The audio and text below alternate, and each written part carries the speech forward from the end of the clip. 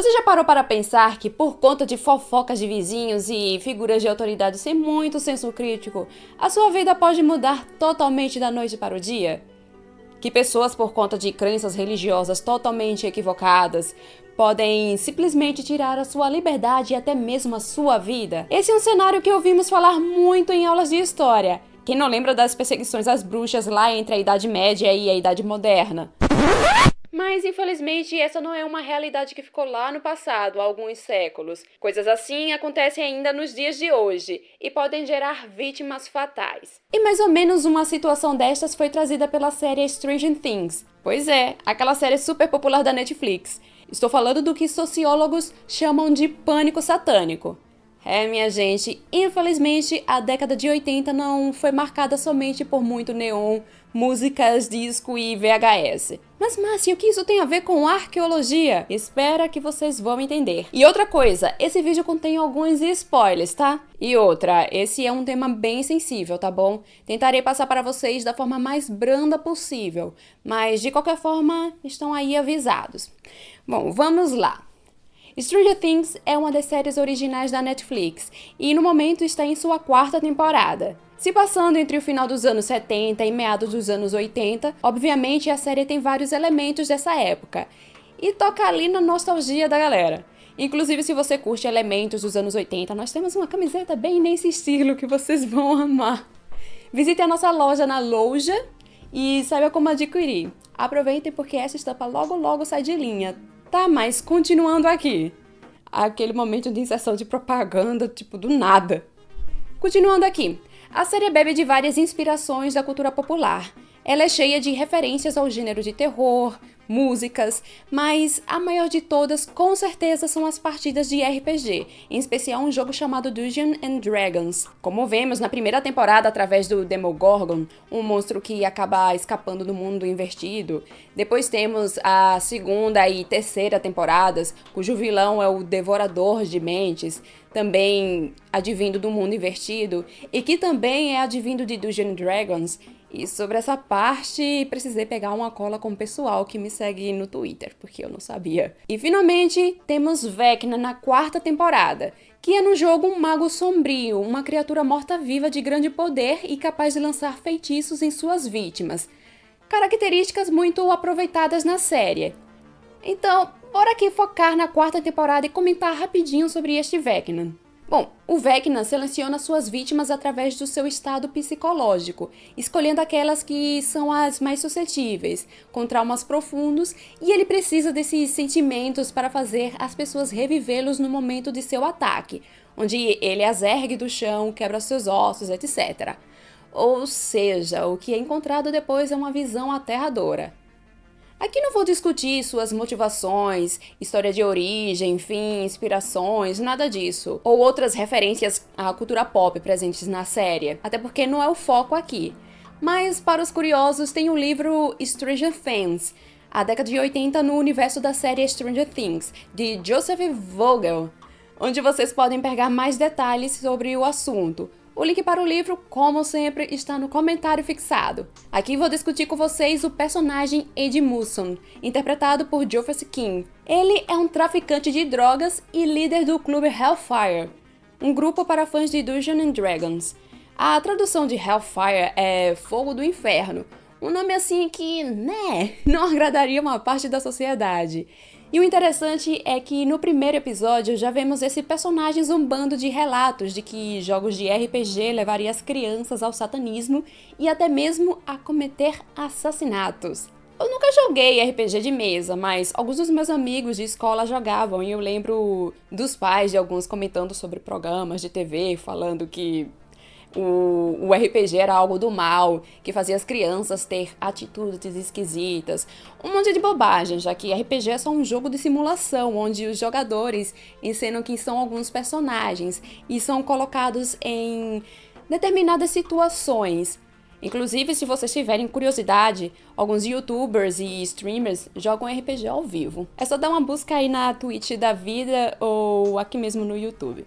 A questão é que quando eu vi o personagem do Ed lendo a reportagem que afirmava que RPG era algo relacionado com coisa ruim, eu lembrei justamente dessa parte da minha infância e pensei, Vindo de Stranger Things, não tem como dar bom.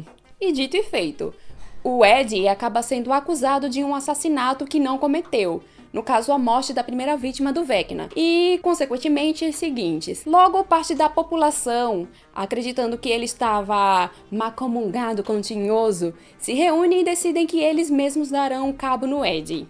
É uma sequência de cenas que não se aprofunda muito na questão, mas o que a série queria representar era um caso de pânico satânico. Sim, esse é um termo que existe. E o Ed foi baseado em uma vítima real de pânico satânico. Os irmãos Matt e Ross Duffer, que criaram a série, disseram recentemente em uma entrevista que Ed é baseado em Damien Echols, que foi condenado de forma totalmente injusta, juntamente com 2 amigos, pelos assassinatos de 3 meninos de 8 anos em West Memphis, no Arkansas, lá nos Estados Unidos, em 1993. Os irmãos Duffer disseram com todas as palavras que realmente queriam abordar o pânico satânico. Pânico satânico é um termo advindo da sociologia. É possível encontrar a definição desse assunto no livro Satanic Panic, Pânico Satânico em tradução livre, do sociólogo Jeffrey Victor. E o pânico satânico é um tema que entra dentro da discussão do pânico moral, expressão apresentada pelo sociólogo e criminologista britânico Stanley Cohen no livro Folk Devils and Moral Panics, Demônios Folclóricos e Pânico Moral em tradução livre. E como vocês devem estar imaginando, esse é um assunto muito complexo, mas fazendo um resumão, sua proposta era denominar as ondas de acusações de crimes supostamente ligados ao satanismo, mas que na verdade eram associados a pessoas mal vistas pela opinião pública, pessoas utilizadas como um bode expiatório. O pânico satânico é um fenômeno que envolve teorias da conspiração, e as mídias sensacionalistas têm grande papel ao alimentar esses medos. E essas teorias da conspiração, porque sim, são teorias da conspiração, sempre apontam sociedades satânicas secretas que se infiltram em todos os níveis da sociedade e que de forma oculta estão realizando uma série de crimes abomináveis. E é quase esse discurso que a gente acaba vendo em Stranger Things, quando o personagem Jason Carver, interpretado por Manson Dye, põe na cabeça que as misteriosas mortes na pacata cidadezinha de Hawkins estão sendo cometidas pelo clube Hellfire. E seguindo essa sua hipótese, convence parte da sociedade de que o líder do clube, o Ed, tem cometido assassinatos para fins demoníacos. Eu estou falando de pânico satânico em um canal de arqueologia, mas o que tem a ver? Basicamente, embora já existissem casos antigos como as caças às bruxas, perseguições a judeus e tals, o pânico satânico fala especificamente das ocorrências do final do século XX. E embora tenha o nome satânico, na verdade, quem entra nessa neura está vendo a maldade em religiões diferentes e generaliza tudo. Não importa se você é Hare Krishna ou da Umbanda, é tudo maligno. É que ele é muito baseado no preconceito e estereótipos relacionados a minorias. Envolvem também lendas urbanas que podem prejudicar alguém ou um grupo de pessoas. E a imprensa, infelizmente, tem grande papel na disseminação, já que ela cria materiais que se alimentam dos preconceitos do público. Outra coisa que precisamos nos atentar é que as caças às bruxas há séculos e atualmente o pânico satânico se conectam por um fator importante, que é estigmatizar negativamente alguém. Voltando para Stranger Things, a série não se aprofunda muito nesse assunto. Na verdade, aborda esse tema de forma bem superficial. Mas quando olhamos para a vida real, o pânico satânico gera muitos problemas que podem levar a consequências terríveis. Um exemplo é o caso do trio de West Memphis, que é justamente o caso que falei há pouco, dos garotos acusados de matar as crianças no Arkansas. Quando vemos depoimentos da época do caso do trio de West Memphis, além do forte componente religioso, temos associações a acontecimentos históricos feitas pela própria população local. Por exemplo, aqui o pai de uma das vítimas está falando que gostaria de que os acusados fossem queimados, como foi feito com as bruxas de Salem há mais de 300 anos. Embora as pessoas acusadas de bruxaria em Salem não tenham sido queimadas, e sim enforcadas e uma esmagada. Fica aí como correção. Como eu falei, o Ed foi baseado em Damien Echols, que em 1993 foi acusado juntamente com 2 amigos pelo assassinato de 3 meninos de 8 anos de idade. Os 3 rapazes eram tidos como os estranhos na pequena cidade, porque se vestiam de preto e escutavam heavy metal. Basicamente, de acordo com a série documental Paradise Lost, a polícia e a mídia local começaram a falar da existência de seitas satânicas na cidadezinha. E foi quando um dos rapazes, o Jesse Miscaley, em depoimento declarou que ele e os outros 2 amigos tinham matado as crianças para executar um ritual macabro. O que é relatado na série documental é que a fita de confissão dele acabou sendo vazada para a imprensa. Daí foi então tudo de ladeira abaixo, com vizinhos relatando as atitudes estranhas dos meninos.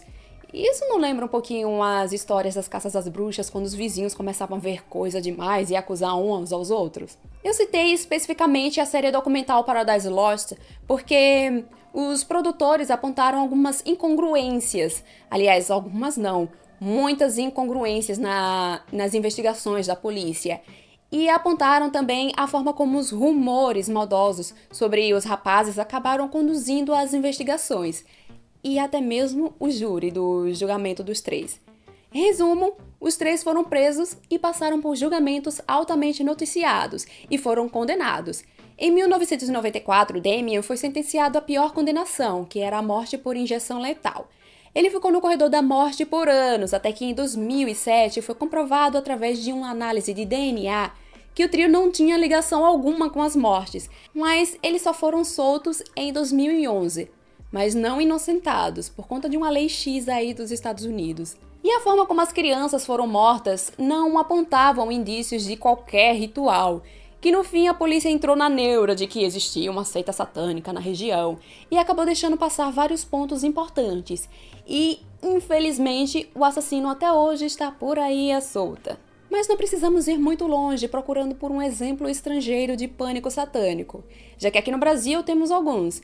Um deles é o caso Evandro, que por muito tempo ficou conhecido pelo nome horroroso dado pela mídia, o caso das bruxas de Guaratuba. Essa é uma história que é narrada no podcast O Caso Evandro, e que atualmente tem um documentário de mesmo nome no Globoplay, e que gerou também um livro, também de mesmo nome e escrito pelo autor do podcast, o Ivan Mizanzuki. Basicamente, que o Mizanzuki descobriu que o que antigamente era visto como um caso de pessoas abastadas da cidade de Guaratuba, no Paraná, que teriam sacrificado crianças na cidade em rituais macabros, na verdade não passava de pura histeria, descaso da polícia em averiguar fatos, preconceito religioso com religiões de matriz africana e com o espiritismo e confissões falsas feitas à base de torturas. Tudo isso porque foi vendida a ideia de que existiria uma seita satânica na cidade e que os acusados realizavam rituais malignos. O caso Evandro é um dos casos mais famosos, mas eu tenho certeza que nos comentários o pessoal dará outros exemplos de casos de pânico satânico e como eles atrapalhavam investigações. Esse é um medo alimentado por histórias infundadas, mas que possuem consequências reais, como a perseguição, tortura, prisão e até mesmo a morte de inocentes.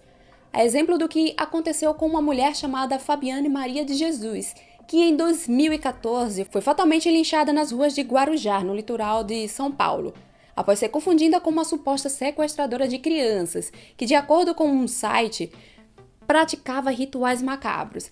Boato esse que foi confirmado como uma notícia falsa, inclusive. Uma mulher perdeu a vida porque uma página queria alguns cliques. Gente, muito absurdo. De acordo com o Ivan Mizanzuki, o pânico satânico pode ser instaurado por literalmente qualquer pessoa, desde um comentarista em uma foto numa rede social, um apresentador de um telejornal, a polícia em meio a uma investigação, ou, como no caso da série, um cidadão que se acredita ser bem intencionado. Ele gera muito apelo ao imaginário, afinal, um crime horrível é só horrível, até que alguém insinue que há um elemento espiritual no meio. Isso alimenta muito do imaginário coletivo e da falta de discernimento de algumas pessoas. E meio que a série puxou esse papel da mídia no último capítulo da 4ª temporada. Pois é, meus caros, medos muito antigos e infundados podem voltar à tona, mesmo em pleno século XXI, e fazer muito estrago.